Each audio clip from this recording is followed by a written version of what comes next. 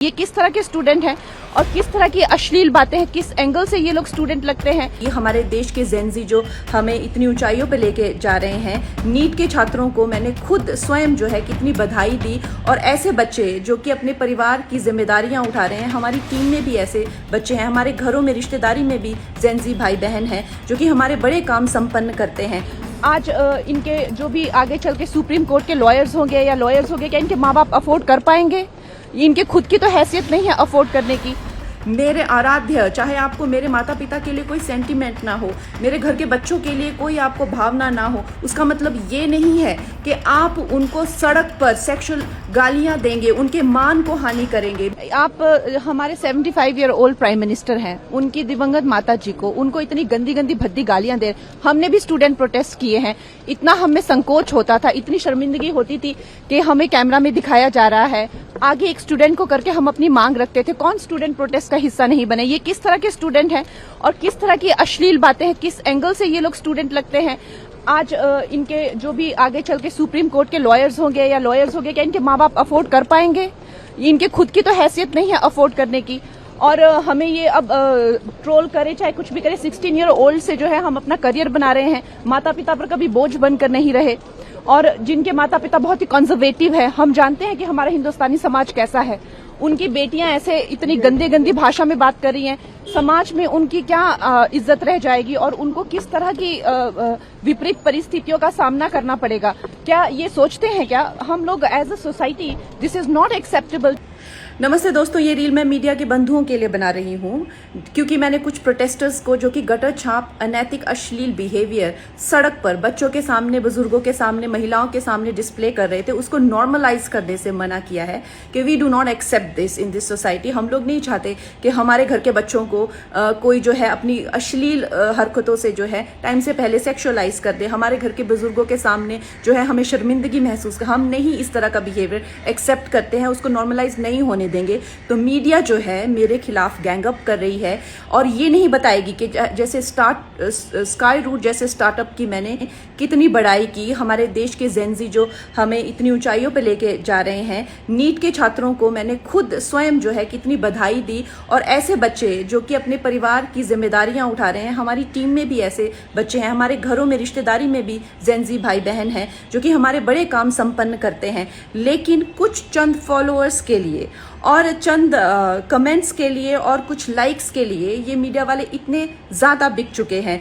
और मैं देख रही हूँ कि कुछ फेमिनिस्ट जो हैं वो एंकर्स कह लीजिए या पूरे एक बुलेटिन कर रहे हैं और मुझे सिखा रहे हैं कि Kangana, why should these women have the burden of dignity और डिसिप्लिन। हम लोग मिलेनियल वुमेन पे इतना प्रेशर था to be dignified and to be disciplined. Why do we have to give that burden to this generation? Excuse me, क्या आप अपनी बेटी को ऐसा सिखाएंगे? डिसिप्लिन में रहना या मर्यादाओं में रहना कोई चॉइस नहीं है। भौंडा प्रदर्शन तो हर कोई करना चाहेगा, लेकिन अगर आपको समाज में रहना है और संविधान के हिसाब से आपको चलना पड़ेगा, जिसका मतलब है कि आपकी आज़ादी वहाँ ख़त्म हो जाती है जहाँ मेरे नाक और कान शुरू होते हैं। तो आप भौंडे बनकर सिर्फ अपने कमरे में रह सकते हैं। बाहर आकर आप मेरे आराध्य, चाहे आपको मेरे माता पिता के लिए कोई सेंटिमेंट ना हो, मेरे घर के बच्चों के लिए कोई आपको भावना ना हो, उसका मतलब ये नहीं है कि आप उनको सड़क पर सेक्सुअल गालियां देंगे, उनके मान को हानि करेंगे। मेरे आराध्य, मेरे भगवान हो, चाहे मेरे नेता हो, प्रधानमंत्री जी से जो है लोग उनको एग्जाम बडी कहते हैं बच्चे। उनके साथ में कितने लोगों की भावनाएं, कोई उनको लीडर मानता है, कोई उनको दोस्त मानता है, कोई उनको परिवारजन मानता है, कोई उनको भगवान मानता है। उसी तरह से आप किसी की फीलिंग्स हर्ट नहीं कर सकते हैं। ये कोई कूल बनना नहीं है, ये एक बेसिक सिविक सेंस है, और अगर आपको ये नहीं आती है तो आपको सीखना पड़ेगा। आप ये फेमिनाजी से प्रभावित मत होइए, अपनी जिंदगी बर्बाद मत करिए। इस भौंडेपन को सिर्फ और सिर्फ आप अपने कमरे में डिस्प्ले कर सकते हैं। बाहर जाके आपको मर्यादा में रहना पड़ेगा ना, या आप वर्क प्लेस से निकाल दिए जाओगे, आप कभी भी कोई संबंध, परिवार वाले भी आपको भोंडापन नहीं झेलेंगे, तो आपके सामने एक डेड एंड के सिवाय अंधकार वाली जिंदगी हो जाएगी। वैसे अगर देखा जाए तो साइंस भी कहती है कि ह्यूमन लाइफ का जो पर्पस है वो एवोल्यूशन है, और शास्त्र भी कहते हैं कि आप पुरुषोत्तम जो सर्वश्रेष्ठ है पुरुषों में, उस एवोल्यूशन की तरफ जाइए। लेकिन ये फेमिनाजी आपको सिखा रही है कि आप एनिमलिस्टिक जाइए, और आप अपने गले में ऐसा, मतलब आपके गले में पट्टा डाल रहे हैं कि आप एनिमल बनिए, आप एनिमल टेंडेंसीज जो है वो डिस्प्ले कीजिए और बिल्कुल आउट ऑफ कंट्रोल हो जाए, भोंडे हो जाए, ताकि आप जेल में पहुंचे। आपको डिसाइड करना है कि आपको कौन अच्छे से गाइड कर रहा है और कौन आपको सही दिशा बता रहा है। मैं यही कहूँगी जो मैंने अपने बड़ों से सीखा है और जिन्होंने मुझे गुरुओं ने जो मुझे ज्ञान दिया है वो यही है कि ये हमें जो जीवन मिला है वो इवॉल्व होने के लिए मिला है, रिग्रेस होने के लिए नहीं मिला है एनिमलिस्टिक टेंडेंसीज में।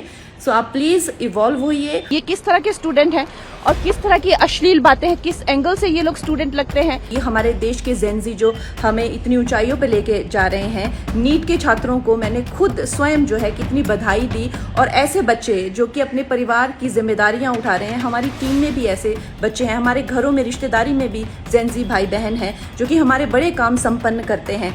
आज इनके जो भी आगे चल के सुप्रीम कोर्ट के लॉयर्स होंगे या लॉयर्स होंगे, क्या इनके माँ बाप अफोर्ड कर पाएंगे? इनके खुद की तो हैसियत नहीं है अफोर्ड करने की।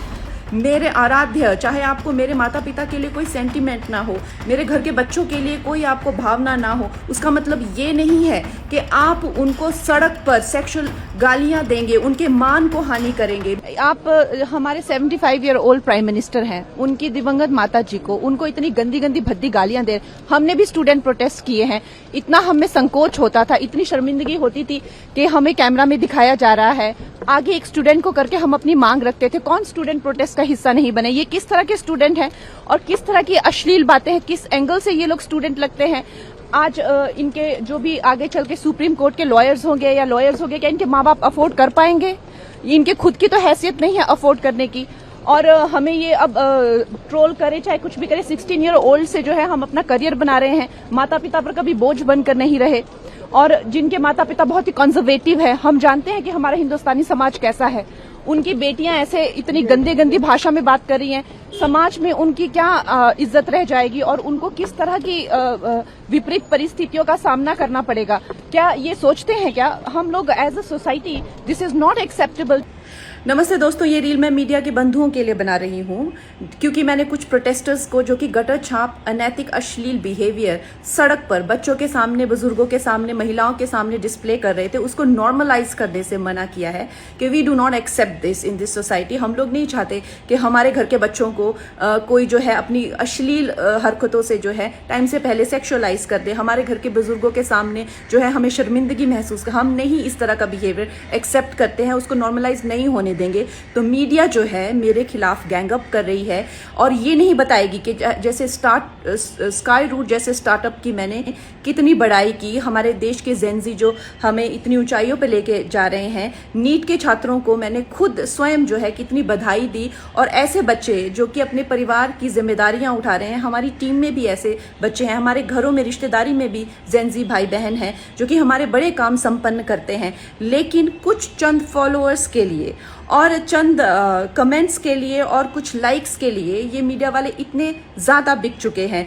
और मैं देख रही हूँ कि कुछ फेमिनिस्ट जो हैं वो एंकर्स कह लीजिए या पूरे एक बुलेटिन कर रहे हैं और मुझे सिखा रहे हैं कि Kangana, why should these women have the burden of dignity और डिसिप्लिन। हम लोग मिलेनियल वुमेन पे इतना प्रेशर था to be dignified and to B